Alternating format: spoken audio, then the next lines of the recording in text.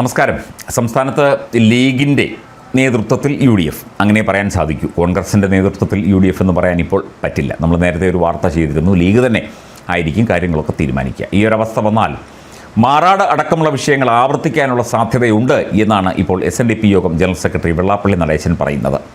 നേരത്തെ UDF അധികാരത്തിൽ വന്നാൽ ഇവിടുന്ന് ഹിന്ദുക്കളും ക്രിസ്ത്യാനികളും നാടുവിടേണ്ടി വരും എന്ന തരത്തിൽ ഒരു പ്രസ്താവന അദ്ദേഹം നടത്തിയത് ആ വാർത്തയിൽ സൂചിപ്പിച്ചിരുന്നു.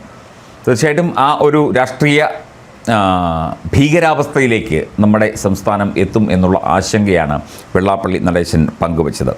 മാത്രമല്ല BJPയുടേത് മികച്ച പ്രകടനമായിരിക്കും എന്ന കാര്യവും അദ്ദേഹം പറയുന്നുണ്ട്. BJP മികച്ച പ്രകടനമാണ് കാഴ്ചവെച്ചത്. ഇവരുടെ മുന്നേറ്റം മറ്റ് രണ്ട് മുന്നണികളെയും ബാധിക്കും എന്നും വെള്ളാപ്പള്ളി പറയുന്നു. രാജീവ് ചന്ദ്രശേഖറിൻ്റെ നേതൃത്വം മികച്ചതായിരുന്നു. BJPക്ക് വോട്ട് വിഹിതം വർദ്ധിക്കും. അതേസമയം ഇടതുമുന്നണിയുടെ താഴെത്തട്ടിലെ പ്രവർത്തനം ദുർബലമായിരുന്നുവെന്നും മുഖ്യമന്ത്രിയുടെ ഓഫീസിൻ്റെ പ്രവർത്തനം ശരിയല്ലായിരുന്നു എന്നും വെള്ളാപ്പള്ളി അഭിപ്രായപ്പെടുന്നു. ഇപ്പം അദ്ദേഹത്തിൻ്റെ സാമുദായിക നേതാവായി ഇദ്ദേഹത്തിൻ്റെ അഭിപ്രായത്തെ മാധ്യമങ്ങൾ ഏറ്റെടുക്കുന്നു എന്നുള്ളതല്ലാതെ അതിൽ വലിയ ഒരു പ്രാധാന്യം പലപ്പോഴും കേരളത്തിലെ ജനങ്ങൾ നൽകാറില്ല. അതൊരു ഒരു കാര്യമാണ്. പക്ഷേ ഇദ്ദേഹം പറയുന്ന പല കാര്യങ്ങളും അത് നമുക്ക് വളരെ പോസിറ്റീവായിട്ട് ചിന്തിക്കേണ്ട പല കാര്യങ്ങളുമുണ്ട്.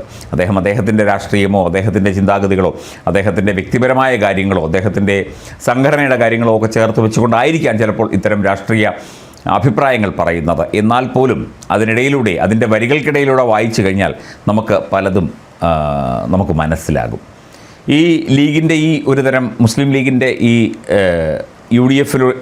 UDFിലുള്ള ഈ ഒരു പിടുത്തം അല്ലെങ്കിൽ UDFിനെ നിലയ്ക്ക് നിർത്താനുള്ള അല്ലെങ്കിൽ കോൺഗ്രസിനെ അടക്കം ഭീഷണിപ്പെടുത്തി നിലയ്ക്ക് നിർത്താനുള്ള ഒരു രീതി ഇത് ഇദ്ദേഹം മുൻകൂട്ടി കണ്ടിരുന്നു. നമ്മളതൊരു രാഷ്ട്രീയ ചർച്ചയായിട്ട് ഉന്നയിക്കുകയും ചെയ്തു, രാഷ്ട്രീയ വിഷയമായി ഉന്നയിക്കുകയും ചെയ്തു. ഇവിടെ ജനങ്ങൾക്ക് ഇപ്പോൾ ജാതി മത ലിംഗ വർഗ വർണ്ണ ഭേദമന്യേ ജനങ്ങൾക്ക് കേരളത്തിലെ ജനങ്ങൾക്ക് ഉതകുന്ന തരത്തിലുള്ള ഒരു സർക്കാർ സംവിധാനമാണ് ഇവിടെ ഉണ്ടാകേണ്ടത്. ഇവിടെ അതിനുവേണ്ട നടപടികളാണ് എടുക്കേണ്ടത്.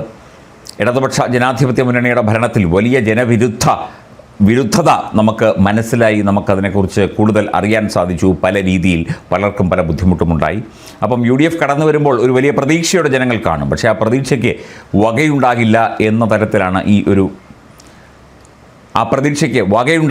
എന്ന തരത്തിലാണ് ഇത്തരത്തിൽ വെള്ളാപ്പള്ളി നടേശൻ ഇപ്പോൾ പ്രസ്താവന നടത്തിയിരിക്കുന്നത്. കാരണം ഇതിനെ വർഗീയമായിട്ട് ജാതീയമായിട്ട് മതപരമായിട്ട് കേരളത്തിലെ ഭരണ സംവിധാനങ്ങളെ അല്ലെങ്കിൽ ഭരണത്തെ മാറ്റുന്ന ഒരു ചരിത്രമാണ്, ഹിസ്റ്ററിയാണ് ഇന്ത്യൻ യൂണിയൻ മുസ്ലിം ലീഗ് എന്ന മതസംഘടനയ്ക്ക് ഉള്ളത്. അതേക്കുറിച്ചുള്ള ഒരു അപകടാവസ്ഥയാണ് അദ്ദേഹം ചൂണ്ടിക്കാട്ടിയത്. തീർച്ചയായിട്ടും നമ്മളത് മനസ്സിലാക്കേണ്ടതാണ്. എന്തൊക്കെയായാലും ഇലക്ഷൻ കഴിഞ്ഞു, വോട്ട് പെട്ടിയിലായി കഴിഞ്ഞു. ഇനിയിപ്പോൾ ആര് ജയിക്കുന്നു ആ മുന്നണി ഭരണത്തിലേറും. അത് ഏത് രീതിയിലുള്ള ഭരണമായിരിക്കും കാഴ്ചവെക്കുക, ഏത് രീതിയിലുള്ളതായിരിക്കും, അവർക്കത് ബുദ്ധിമുട്ടായിരിക്കും, ജനങ്ങൾക്കും അത് ബുദ്ധിമുട്ടായിരിക്കും എന്നതിൻ്റെ ഒരു സൂചന കൂടിയാണ് വെള്ളാപ്പള്ളി നടേശൻ ഈ ഒരു പ്രസ്താവനയിലൂടെ നൽകിയത്.